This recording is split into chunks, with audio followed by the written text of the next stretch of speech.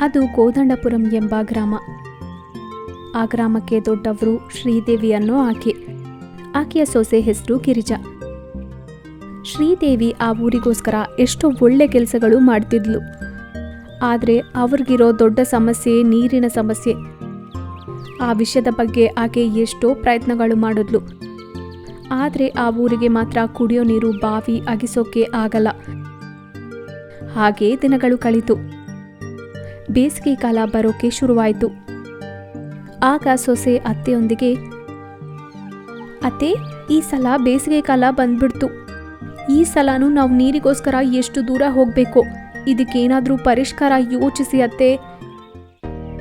ಇದಕ್ಕೆ ನಾನು ಪರಿಷ್ಕಾರ ಯೋಚಿಸಿದ್ದೀನಿ ಕಣೆ. ನಮ್ಮ ಮನೆ ಮುಂದೆನೇ ಒಂದು ದೊಡ್ಡ ಬಾವಿನ ತೋಡಿಸ್ತೀನಿ. ಅದಕ್ಕೆ ಆಗೋ ಖರ್ಚು ನಾವೇ ನೋಡ್ಕೊಳ್ಳೋಣ ಅಂತ ಹೇಳಿದ್ಲು.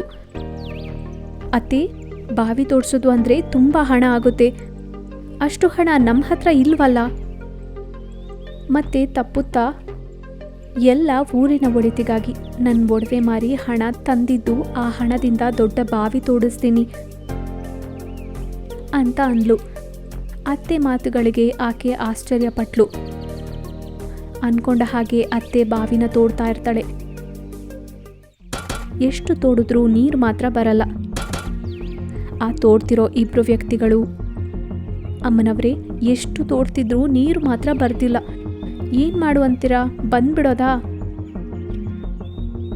ಏನ್ರಪ್ಪ, ಸ್ವಲ್ಪ ಆಳವಾಗಿ ತೋಡ್ರಿ, ನಿಮಗೆ ಪುಣ್ಯ ಇರುತ್ತೆ.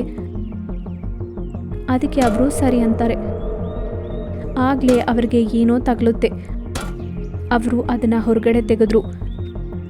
ಅದರಲ್ಲಿ ಏನಿದೆ ಅಂತ ಆಶ್ಚರ್ಯವಾಗಿ ಅತ್ತೆ ಸೊಸೆ ಆ ಇಬ್ರು ವ್ಯಕ್ತಿಗಳು ನೋಡ್ತಿರ್ತಾರೆ. ಆಗ್ಲೇ ಅತ್ತೆ ಆ ಪೆಟ್ಟಿಗೆನ ತೆಗಿತಾಳೆ.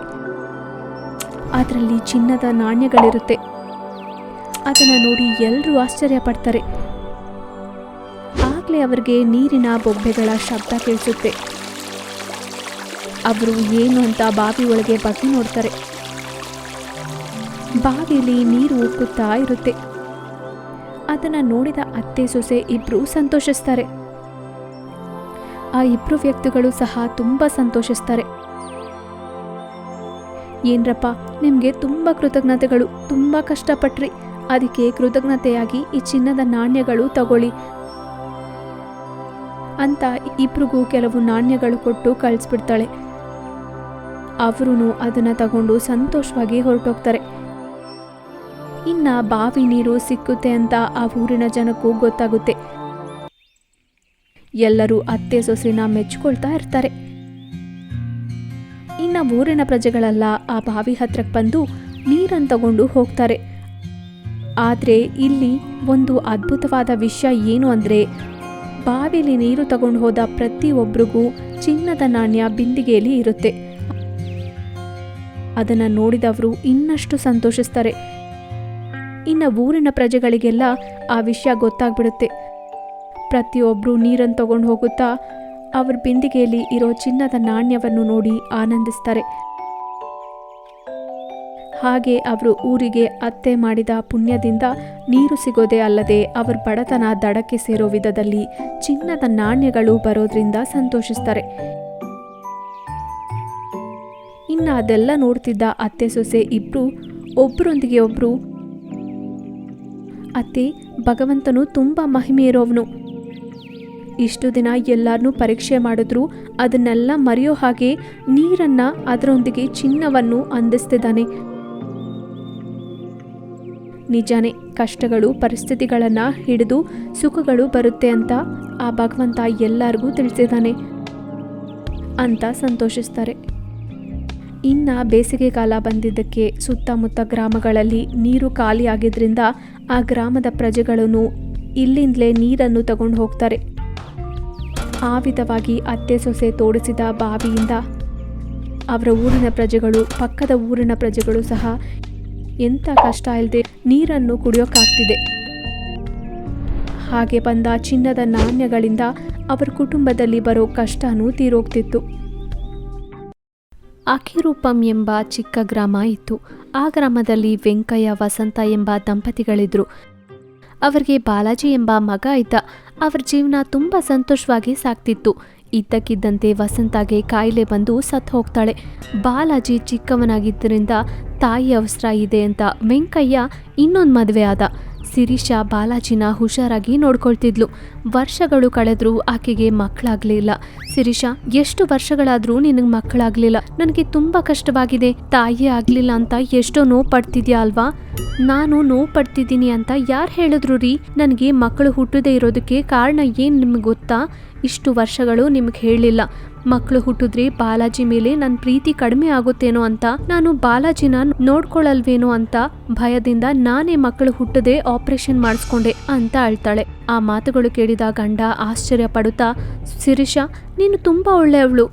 ಮಲತಾಯಿ ಕಷ್ಟ ನನ್ನ ಮಗನಿಗೆ ಇಲ್ಲ ಅನ್ನೋದಕ್ಕೆ ತುಂಬಾ ಸಂತೋಷಿಸ್ತಿದ್ದೀನಿ. ನಾನು ಮಲತಾಯಿ ಅಲ್ಲ ರೀ, ಬಾಲಾಜಿಗೆ ನಾನೇ ತಾಯಿ ಅಂತ ಅಳ್ತಾಳೆ. ಆ ಮಾತುಗಳಿಗೆ ಆತನು ತುಂಬಾ ಸಂತೋಷಿಸ್ತಾನೆ. ಇನ್ನು ಕೆಲವು ದಿನಗಳು ಕಳೆಯುತ್ತೆ. ವೆಂಕಯ್ಯನಿಗೆ ಕಾಯಿಲೆ ಬಂದು ಆತನು ಮರಣಿಸ್ತಾನೆ. ಆ ನಂತರ ಕುಟುಂಬ ಕರ್ತವ್ಯ ಶಿರೀಷಾ ಹೊರುತ್ತಾ ಅವಳು ವ್ಯಾಪಾರ ಮಾಡಿಕೊಂಡು ಮಗುನ ಪೋಷಿಸ್ತಾಳೆ.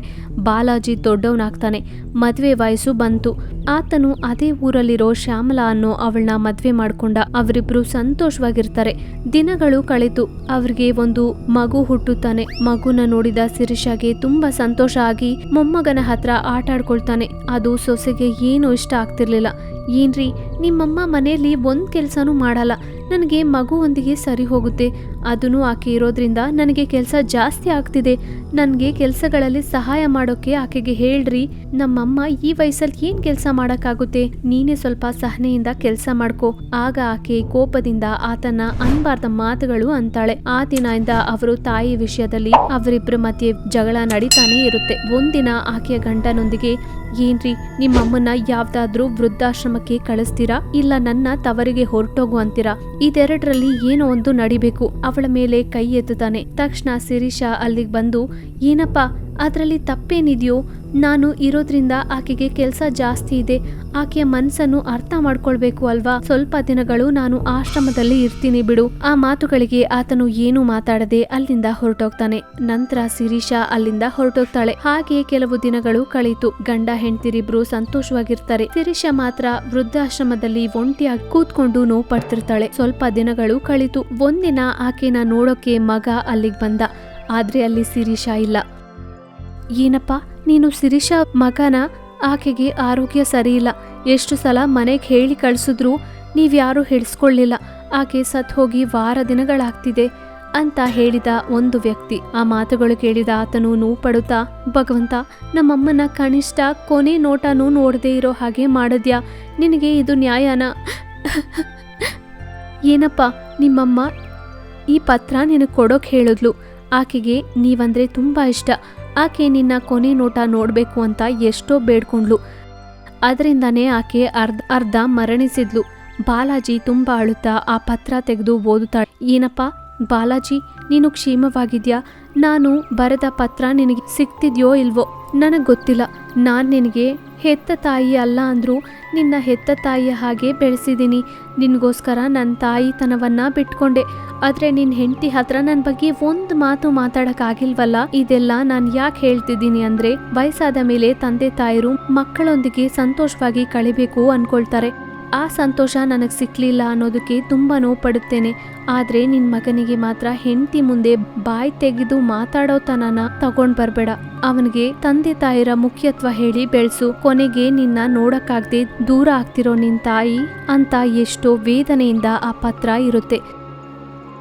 ಅದನ್ನೆಲ್ಲ ಓದಿದ ಆತನು, ಅಮ್ಮ ನನ್ನ ಕ್ಷಮಿಸಮ್ಮ, ನನ್ನ ಕ್ಷಮಿಸು. ನಾನು ಅವಳ ಕೈಯಲ್ಲಿ ಕೀಲುಗೊಂಬೆ ಆಗೋದ್ನಮ್ಮ. ನೀನು ಬರೆದಿರೋ ಪತ್ರಗಳು ಸಹ ಅವಳು ಬಚ್ಚಿಟ್ಟಿರೋ ಹಾಗಿದೆ. ಇಂಥ ಮಗ ಯಾರಿಗೂ ಇರಬಾರ್ದಮ್ಮ ಅಂತ ನೋವು ಪಡ್ತಾನೆ.